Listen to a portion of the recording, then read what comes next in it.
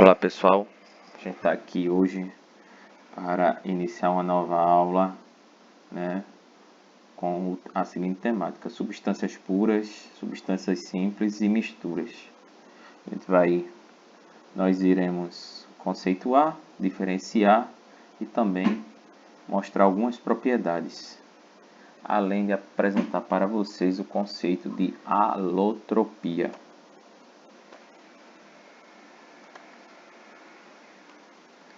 Passando agora aqui, veja, substâncias químicas. Acho que a grande maioria, quando pensa em substâncias químicas, deve pensar em coisas ruins, né? Geralmente as pessoas associam substâncias químicas a substâncias ruins. Mas na realidade, tudo ao nosso redor são substâncias químicas. Desde um suco de limão, que contém ácido cítrico, até o nosso corpo, as nossas unhas, peles são formadas por substâncias químicas. Então veja, quando a gente fala em substâncias químicas, a gente está falando no conceito de átomos e moléculas. Nas próximas aulas nós iremos ver o conceito de átomos e moléculas. Mas nós poderíamos já dizer que átomos seriam a menor porção de matéria. A menor porção de matéria. É como se eles fossem tijolos. Esses tijolos constroem moléculas que dão origem a substâncias. Então, quando os átomos ligam-se entre si, formam substâncias. Exemplo aqui, ó, a molécula de água. A molécula de água é formada por um átomo de oxigênio e 2 átomos de hidrogênio. Então, ó, esses átomos se ligaram e deram origem à molécula de água. Várias moléculas de água, quando se juntam ou se ligam, elas vão formar a substância química água. Então veja, cada molécula é identificada, né, por uma fórmula química. A fórmula química da água acho que é a mais famosa, né, H2O. Que na realidade identifica o que? A sua composição, né, em termos de atomicidade, ou seja, em termos de átomos. Então, 2 átomos de hidrogênio e 1 de oxigênio.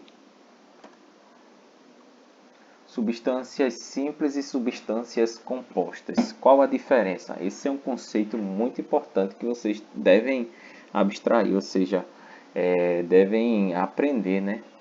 Veja, é bem simples. Uma substância simples, ela é formada por um único tipo de átomo. Vamos dizer aqui, ó, o gás hélio. O gás hélio, ele é formado unicamente por átomos de hélio. Interessante é o seguinte: esse gás hélio, ele faz parte da família. Nós iremos estudar a tabela periódica e seus símbolos. Mas antes já, eu posso dizer a vocês, na tabela periódica, ela é formada por uma família, vários elementos químicos, né? São aproximadamente 118 elementos químicos. Então, existe uma família na tabela periódica que é chamada os gases nobres. O gás nobre mais simples que existe é o gás hélio. Por que o gás hélio? Veja, o gás hélio é interessante. Ele forma a substância gás hélio não por interação entre os átomos de hélio, mas sim por um conjunto de átomos de hélio. Ele vai ver a diferença quando nós iremos agora ver, ó, o gás oxigênio. O gás oxigênio é diferentemente do gás hélio. Para você ter o gás oxigênio, você precisa ter moléculas do gás hidrogênio e não átomos, né, isolados assim, não tão isolados. Mas veja, o gás oxigênio ele possui o que? A capacidade de se ligar com outros átomos de hidrogênio. Simplificando, o gás hidrogênio é formado por átomos de oxigênio. Esses átomos se ligam entre si. Um átomo de hidrogênio se liga de oxigênio se liga a outro átomo de oxigênio, dando origem à molécula de oxigênio. Vejam a diferença. O gás ozônio, que é aquele gás que forma a camada de ozônio, ele é formado pelo que? Moléculas de ozônio. Mas essas moléculas de ozônio, elas possuem a seguinte característica. Ao invés de... se a gente for comparar o gás oxigênio com o ozônio, note uma coisa. Aqui são 2 oxigênios e aqui são 3 oxigênios. Então, ó, no gás ozônio você tem 3 átomos de oxigênio ligados entre si, formando uma molécula de ozônio. Engraçado que essa molécula de ozônio, ela vai interagir com outras moléculas de ozônio e vai formar o gás ozônio.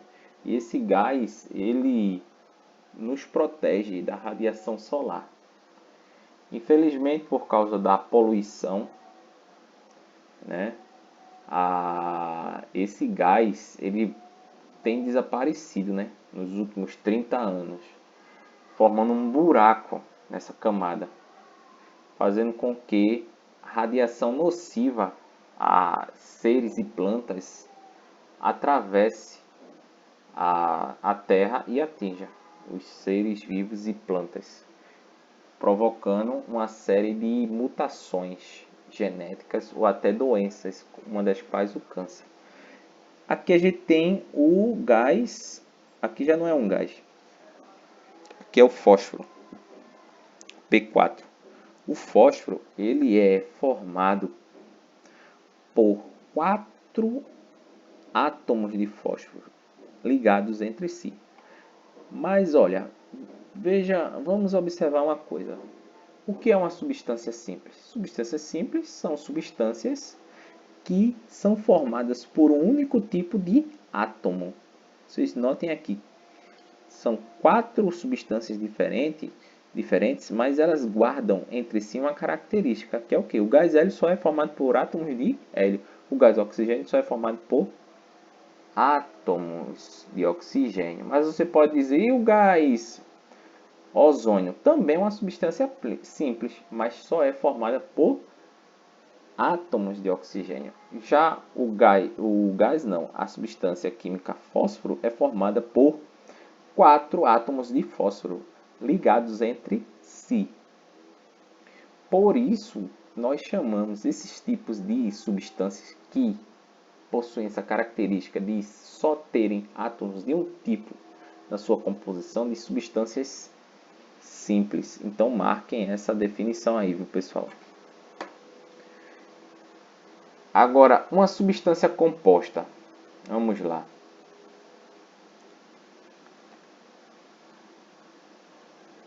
Deixa eu voltar aqui. Bem, a substância composta, a gente pode voltar aqui ao exemplo. Já é bem assim, vamos dizer, está bem explícito, né? Qual a diferença entre uma substância simples e composta. A água não é uma substância simples. Por quê? A água é formada por diferentes tipos de átomos. Formada por um átomo de oxigênio e 2 átomos de hidrogênio. Por isso que é uma substância composta. Então, qual a diferença? A diferença é essa. As substâncias compostas têm na sua composição diferentes tipos de átomos. Tá ok? É isso que vocês têm que abstrair dessa aula.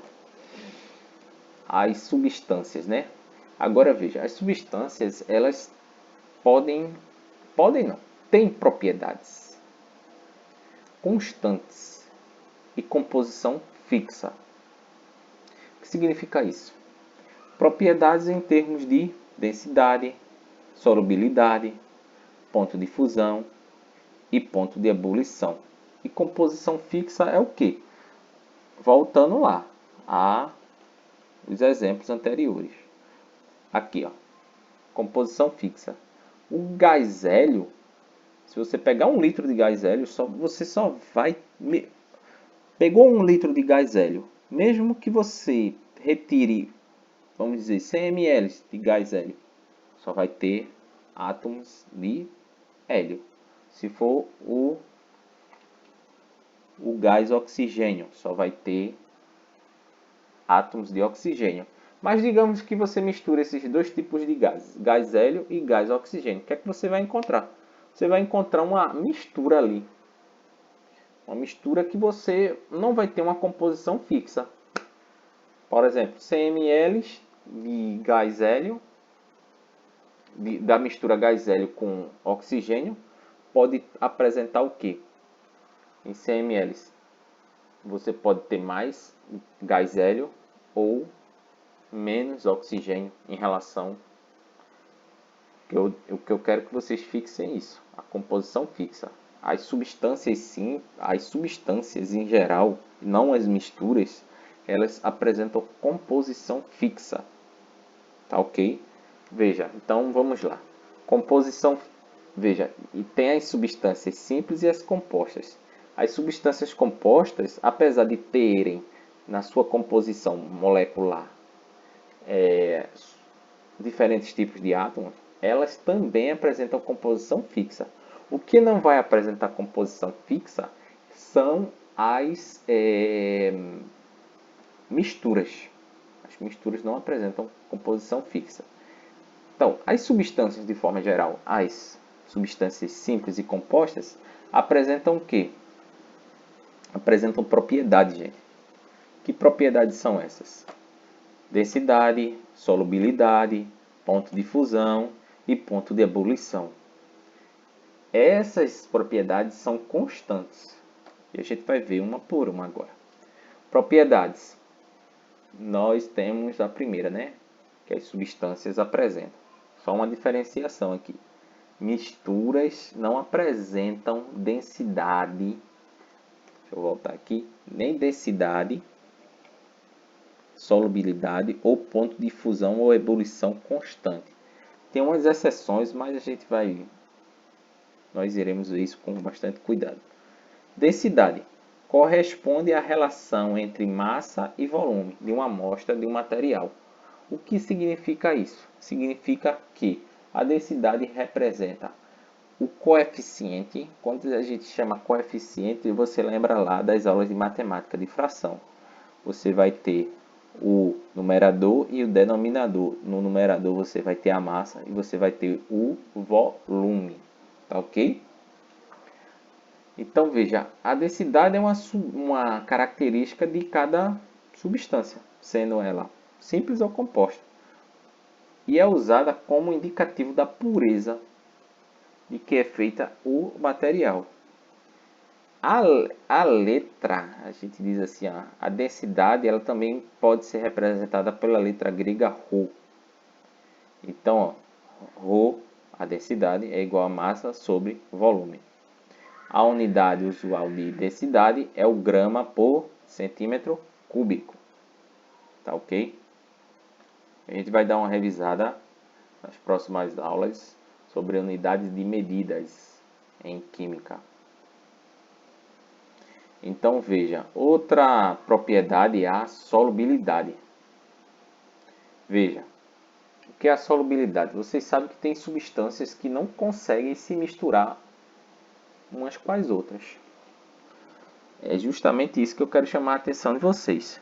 Se você pegar, vamos dizer, água e óleo, que é uma mistura bem simples de se fazer, até em casa você faz. A água e o óleo elas não se misturam. Por quê?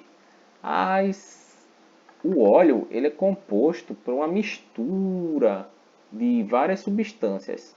A água, se ela estiver purificada, ela vai conter o quê? Moléculas de H2O. Não é isso? Mas veja, o óleo e a água ela não se misturam. Isso aí é fato. Por quê? Porque o óleo não é solúvel na água e nem a água é solúvel no óleo. Tá ok? Um exemplo que está aqui ilustrado, isso aqui, ó, representa como se fosse um torrão, um cristal, vamos dizer assim, um cristal de sal. O sal de cozinha, a gente pode dizer que o sal de cozinha é chamado de cloreto de sódio. Por quê? Ele é formado por átomos de cloro, que é outro elemento da tabela periódica, e átomos de sódio. Se você pegar um cristal de cloreto de sódio, que é o sal de cozinha, e jogar na água e mexer com o auxílio de uma colher, o que é que vai ocorrer? Vai ocorrer a solubilização do cloreto de sódio na água. Por que isso ocorre? Ocorre porque a molécula de água ela vai interagir com os átomos de sódio e os átomos de cloro, como está ilustrado aqui, ó, gente. Os átomos de as moléculas de água interagindo com o sódio, as moléculas de água interagindo com o cloreto, tá bem? Então veja, esse é um fenômeno que representa uma propriedade também. Ponto de ebulição. O ponto de ebulição é a temperatura na qual um líquido vence a pressão atmosférica passando para o estado gasoso. Quanto maior a altitude, menor é a pressão atmosférica e menor é o ponto de ebulição. O que ele está dizendo aqui? Veja, você tem os estados físicos, né, da matéria: sólido, líquido, gasoso ou vapor. Não é isso? E a passagem do estado líquido para o estado de gás ou vapor é denominada de ebulição. Então, isso significa que toda substância, né, sendo ela simples ou composta, vai ter um ponto de ebulição constante. Ele aqui diz também, né, quanto maior a altitude, menor é a pressão atmosférica e menor é o ponto de ebulição. Isso aí é o que? Veja, se você for a nível do mar, o ponto de ebulição da água é 100 graus Celsius, tá bem? A nível do mar, aqui em Recife. Se você for para uma altitude, por exemplo, La Paz, que é lá na Bolívia, que fica mais ou menos 2.500 metros de altitude, esse ponto de ebulição já é diferente. Por quê? A pressão atmosférica lá é menor, o ar é rarefeito. A quantidade de ar numa altitude dessa é menor do que aqui, a nível do mar, fazendo com que o ponto de ebulição da água não seja mais 100 graus, seja menos, vamos dizer aí, 95 graus, 96 graus. Bem? Então isso aqui depois a gente vai, mais para frente, vai ver essa questão de interações moleculares. Ponto de fusão. O ponto de fusão é a temperatura na qual ocorre a passagem do estado sólido para o estado líquido. Exemplo, se você pegar um cubo de gelo, tirar recentemente do congelador, ali vai estar o quê? Se você botar um termômetro, vai estar uma temperatura negativa, vamos dizer aí, menos 10 graus. Mas à medida que esse cubo de gelo for trocando calor com o ambiente, ele vai começar, como vocês falam no popular, a derreter, né? Mas o termo correto seria fundir-se. Fundir-se. Então, a temperatura na qual um cubo de gelo se funde chama-se ponto de fusão. Para substâncias simples e compostas, essa temperatura é constante. Então, o ponto de fusão é a temperatura na qual uma substância passa do estado sólido ao estado líquido. No ponto de fusão coexistem o sólido e o líquido em equilíbrio. Quando você pega um cubo de gelo e deixa ele fora da geladeira, você vai observar que vai ficar logo uma mistura de gelo e na superfície do cubo de gelo vai começar a água líquida a fluir. Então eles coexistem. Aí misturas. O conceito de misturas é o quê? É você pegar duas substâncias, seja elas simples ou compostas, e realmente misturar. Exemplo, você pode misturar água com álcool etílico, né? Que é essa mistura aí que, nesse tempo de pandemia, nós estamos usando para asepsia. Asepsia é limpeza, hein? De superfícies e mãos, principalmente. Então, ó, o álcool etílico é formado por átomos de carbono e oxigênio e hidrogênio. É uma substância composta. Já a água é também uma substância composta. Elas têm uma certa solubilidade entre si, não é isso? O que é que ocorre? Elas formam uma mistura. Só que você, a olho nu, você não consegue ver essa mistura, né? Acho que a maioria aqui não vai conseguir saber que no álcool 70% tem. Ó, o álcool 70% é um exemplo. Se você tem 1 litro de álcool 70%, 700 ml ali é de álcool etílico e 300 ml é de água. Tá vendo? Então aqui é outros exemplos de mistura. Ó. Sorvete é uma mistura de leite, creme de leite e açúcar. Deixa eu ver mais. Deixa eu ver, logicamente, o sabor que você quer, né? Polpa de morango aqui. Então isso aí é submetido a um processo industrial. Bem, aí dá a aparência que seja uma substância só, né? Mas não, o sorvete ele é uma série de substâncias. O café também, né? O café é uma mistura de água mais o extrato do grão. Dá a impressão que é uma substância só. Aí veja, deixa eu voltar aqui. Tem um conceito que a gente vai ter que falar, né? Também, que é o conceito de misturas homogêneas e heterogêneas. A mistura homogênea, como eu tinha dito no início do ano, é uma mistura na qual apresenta um só aspecto a olho nu. Sorvete, esse sorvete de morango, você acreditaria se eu dissesse a você que aqui tem, ó, tem conservantes, tem açúcar, tem gordura vegetal, tem sal para realçar o sabor, tem leite, tem creme de leite. Você poderia dizer, não, eu acho que não tem isso tudo aí não, porque eu não estou vendo. Então, a questão da mistura homogênea é justamente isso. A olho nu você não consegue diferenciar. Né? Você pode ver aqui, ó, se você olhar para diferentes partes dessa ilustração aqui, você vai ver o que? Uma homogeneidade, ou seja, um só aspecto. Já uma mistura heterogênea, não. Se você olhar para essa xícara de café aqui, você vai ver aqui, ó, na borda é mais claro e no centro, em alguns pontos, é mais escuro. Então você pode dizer, o café é uma mistura heterogênea. Por quê? Não apresenta um só aspecto ao longo, né, de um olhar que você dê. Então, essa é a diferença entre misturas heterogêneas e homogêneas.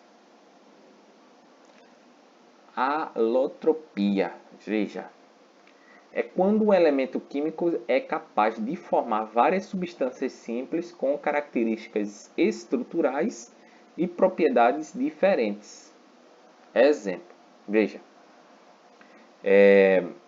o carbono, aqui, né? Isso aqui vamos dizer, acredito eu, que seja uma pedra de carvão, mas não é o carvão vegetal que vocês conhecem não, hein? Isso aqui é uma forma de carvão mineral. Ele é derivado de, vamos dizer assim, de um processo de envelhecimento de árvores e matéria vegetal ao longo de milhões e milhões de anos. Aqui você tem a imagem de um diamante. Em termos de atomicidade, o carvão vegetal e o diamante tem diferença? Quando eu digo atomicidade, é se o carvão e o diamante, sabe qual a característica que eles guardam entre si? É serem formados por átomos de carbono. É exatamente isso que você está escutando. Carvão mineral e o carvão, desculpa aí, e o diamante, eles são formados por átomos de carbono, tanto o diamante como o carvão mineral. Isso se chama alotropia. Ó, outro exemplo de alotropia é o gás oxigênio e o gás ozônio. O que é que ocorre aqui? Qual a característica deles dois? Eles terem a mesma atomicidade, ou seja, eles guardam entre si a característica de serem formados por átomos de oxigênio.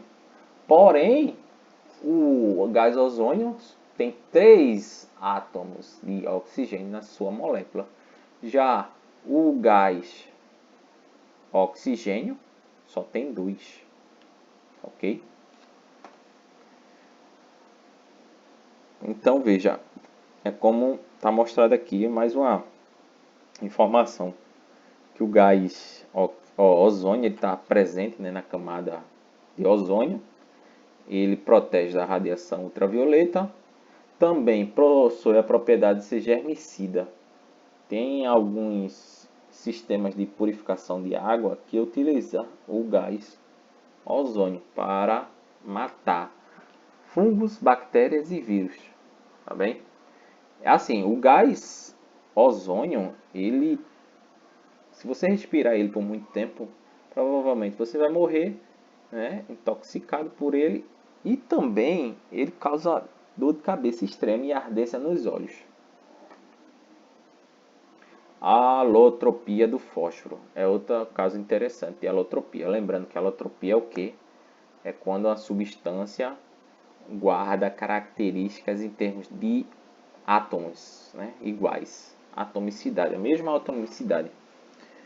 Aí veja, o fósforo branco, o fósforo vermelho e o fósforo preto. Fósforo branco, vermelho e preto. O fósforo branco, né, como o nome diz, ele no estado puro, ele é branco, né? Já aí veja, a molécula tem 4 átomos de fósforo e é insolúvel em água. Quando em contato com ar, queima de maneira espontânea. Já foi muito utilizado em guerras. Atualmente também alguns tipos de armamento utilizam fósforo branco, bombas incendiárias. Só que os órgãos de direitos humanos internacionais condenam países que utilizam esse tipo de armamento com esse tipo de substância, fósforo branco, porque é uma substância terrível. Você colocar isso numa bomba, se pegar na pele de alguém, infelizmente essa pessoa vai queimar viva mesmo. E não adianta colocar água em cima, hein? Tentar apagar com água, só piora. Então já foi amplamente empregada em conflitos, né, internacionais. Aqui é o fósforo vermelho. Já o fósforo vermelho, ele já não é tão perigoso, né, em relação ao fósforo branco. Mas o fósforo vermelho também é formado por átomos de fósforo, tá bem? E o fósforo, bem, aqui ele não citou, né? O fósforo preto, mas tudo bem. Outro tipo de alotropia aqui, a alotropia do enxofre. O enxofre, né, também apresenta o quê? 2 tipos de alotropia mais conhecidos, que é o enxofre elementar, é um sólido amarelo, quase inodoro, não tem cheiro e insolúvel. Aí veja, tem o enxofre monoclínico e o rômbico. Bem, veja, o mais comum que vocês vão encontrar aí. Tem pessoas que praticam alguns tipos de religião, né, que pegam enxofre e queimam ele, se eu não estou enganado, em alguns rituais. O cheiro é horrível, gente, e também arde os olhos, porque forma ácido sulfúrico. Então, em bancas assim que vendem coisas para fazer Principalmente no centro do Recife, Mercado São José. Se você for lá e pedir enxofre, eles vão te dar esse pó aqui amarelo. O cheiro não é bom, viu? Não é bom. Tem pessoas que também utilizam enxofre para colocar em sarna. Não sei se isso tem alguma comprovação, né, médica. E você tem aqui o enxofre rômbico, que é esse aqui, ó. Esse aqui só é encontrado em vulcões ativos. Mas qual a característica que eles guardam entre si comum? Eles são formados por átomos de enxofre. Você tem os alótropos do carbono, né? Também. Os alótropos do carbono é o grafite, que é o carvão, né? Também é um tipo de carvão. Não é nenhum tipo de carvão. O carvão mineral e o diamante são os tipos mais comuns. Ah, veja só. O que ele está chamando a atenção aqui. Nossa, é o seguinte, vê. Você tem 5 formas alotrópicas do carbono. Aqui é nanotubos de carbono. Aqui são os fullerenos. É isso mesmo, fullerenos. Parece uma bola de futebol. Aqui, ele não colocou, né? Ah, tá. É o carbono amorfo.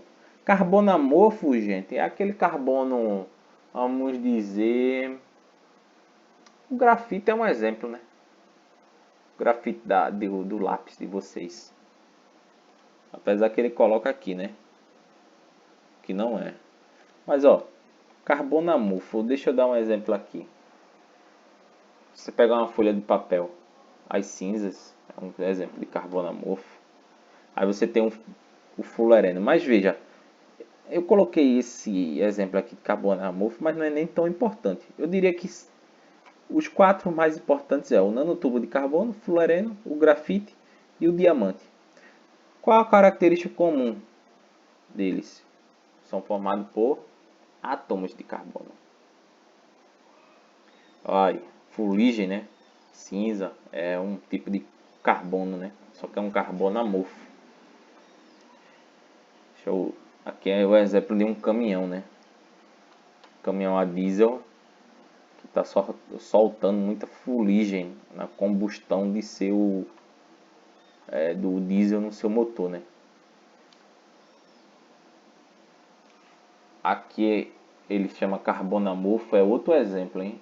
Que aqui seria o carvão mineral também, que é um tipo de carbono amorfo. Amorfo vem do grego, hein? Não ter forma.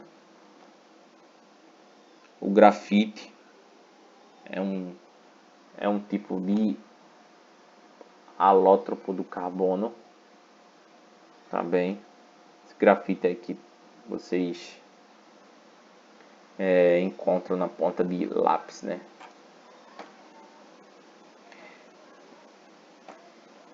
Mas olha, aplicação, né, do carbono grafite, eu acho que tem pessoas que colocam grafite em pó, por exemplo, em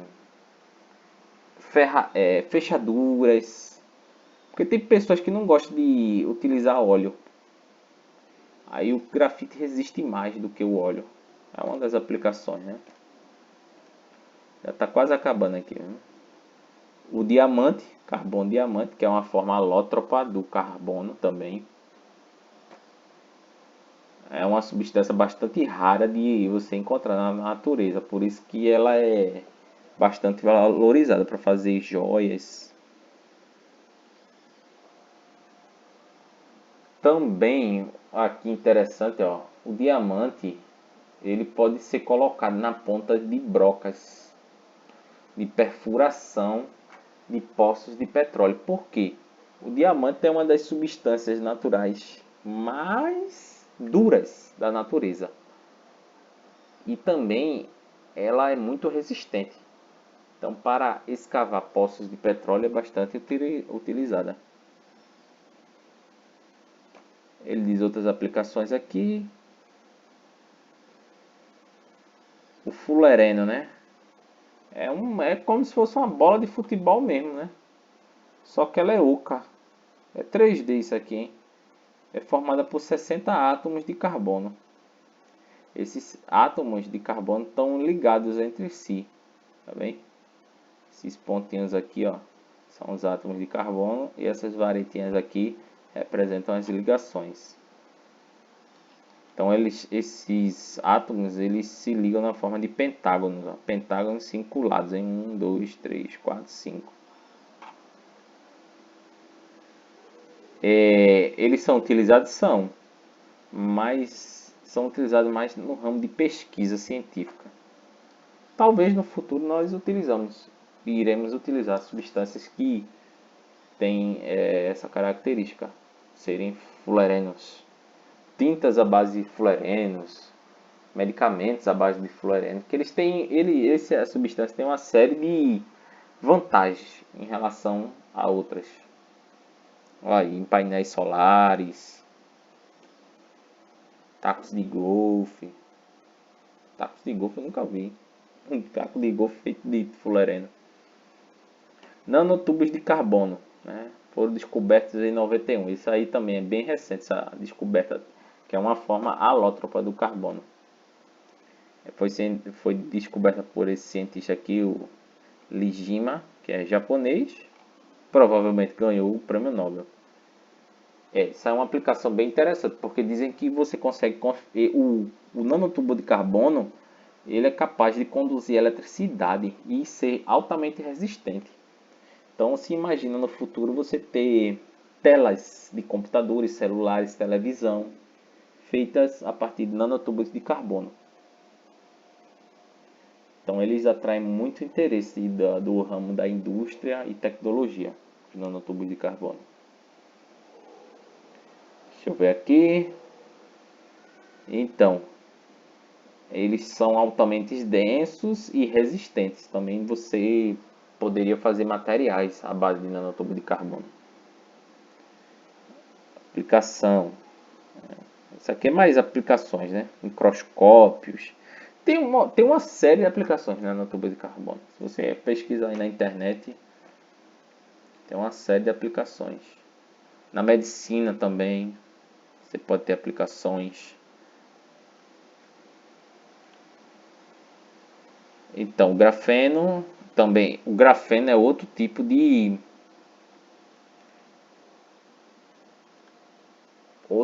outra forma alótropa, né, do carbono. Também recebeu um prêmio Nobel, né, os cientistas russos britânicos que descobriram o grafeno em 2010. É coisa muito nova ainda, gente, que talvez daqui a 10, 20 anos é que vamos ter aplicações reais no nosso dia a dia. Mas assim, encerrando a aula aqui, né?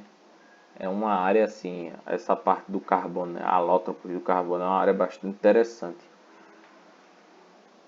Então, obrigado, né? Aqui, esse material eu vou disponibilizar para vocês no Google Sala de Aula. Vocês têm uma aula aí bem bastante interessante. Obrigado.